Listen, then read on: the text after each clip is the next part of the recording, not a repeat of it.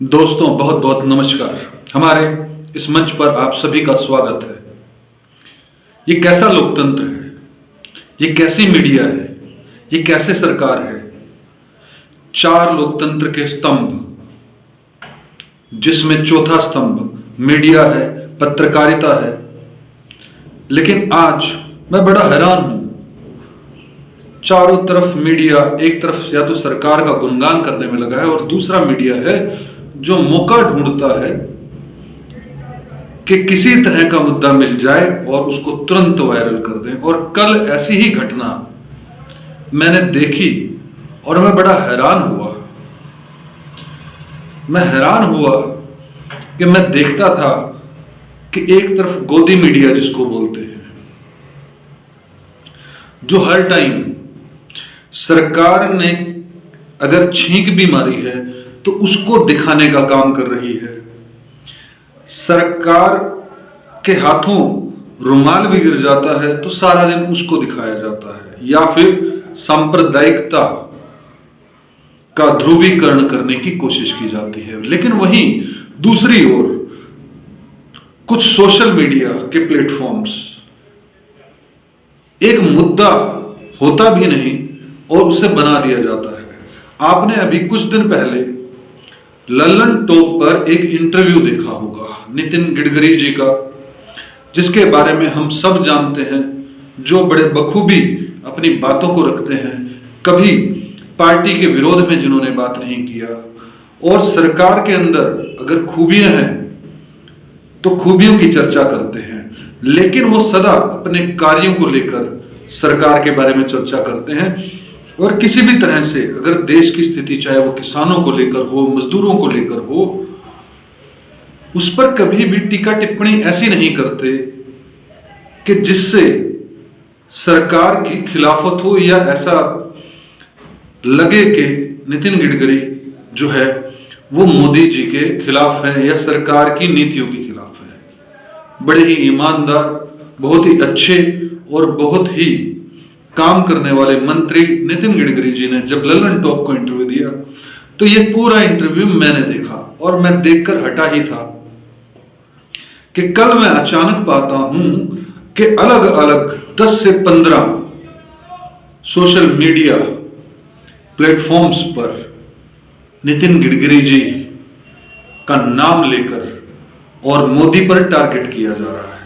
कि किस तरह से नितिन गडकरी ने प्रधानमंत्री मोदी की खामियां गिनवाई इनडायरेक्ट रूप से, जबकि उस इंटरव्यू के अंदर वो ये बता रहे थे कि किसानों का एक समय ऐसा था कि पंजाब और हरियाणा के अंदर इतना उत्पादन होता था और हमारे पास में उतनी कैपेसिटी नहीं थी, एफसीआई के पास उतने गोडाउन नहीं थे, हैफेड के पास उतने गोडाउन नहीं थे, और हमें अनाज जो है वो रेलवे जो लोडिंग, जहां से लोड होता है रेलवे की गाड़ियों का, मालगाड़ियों का, वहां पर भी हमें एक वक्त पर फसल रखनी पड़ती थी, बोरियां रखी जाती थी। लेकिन इसको तोड़ मरोड़ कर इस ढंग से पेश किया उन पत्रकार बंधुओं ने कि मैं हैरान हो गया। उनके विचारों को इतना गंदा, इतना बेकार नैरेटिव देकर लोगों के बीच लेकर आ रहे हैं कि जिस तरह से साफ साफ ये पता लगे या यह दिखाया जाए कि किस तरह से नितिन गडकरी जो है वो प्रधानमंत्री मोदी के कट्टर विरोधी हैं। उन्होंने किसानों को लेकर अपनी बात की, उन्होंने इतने प्यारा इंटरव्यू दिया है, किसी को भी वो इंटरव्यू देखना चाहिए जो सच में ये जानना चाहते हैं कि नितिन गडकरी की जो अपने किस तरह के वो काम करते हैं, कैसे वो बायोफ्यूल पे, फ्लेक्स ऑयल पर और भी अलग अलग तरह से किसानों को किस तरह से वो समृद्ध बनाना चाहते हैं। और वो इंटरव्यू में बार बार कह रहे हैं कि किसानों को इन ट्रेडिशनल फसलों से बाहर आकर अलग अलग उनको ऊर्जा दाता बनना होगा, उनको ईंधन दाता बनना होगा, उनको ऑयल दाता बनना होगा। मतलब उनका कहने का ये था कि अब किसानों को वेस्ट से भी अपनी इनकम बढ़ानी पड़ेगी, क्योंकि सरकार इस तरह की व्यवस्थाएं अब कर रही हैं कि जिससे सरकार उनके वेस्ट को भी खरीद पाए और किसी तरह से फ्लेक्स ऑयल के अंदर भी इस्तेमाल हो पाए। तो अलग अलग विधियों से किसानों की इनकम को बढ़ाने की वो बात कर रहे थे, लेकिन मीडिया ने जिस तरह से दुष्प्रचार किया इस बात का, बड़ा खेद है मुझे।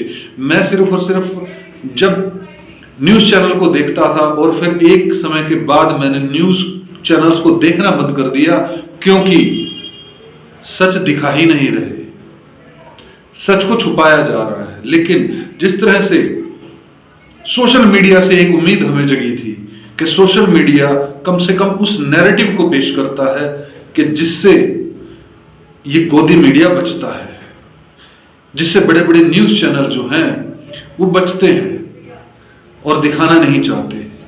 महिमा मंडन सरकार का करने लगे, अब वो सरकारी चैनल हो गए हैं।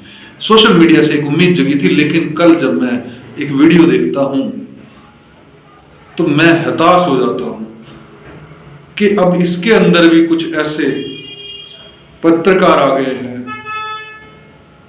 जो सच को दिखाना नहीं चाहते और तोड़ मरोड़ कर खबरों को पेश कर रहे हैं।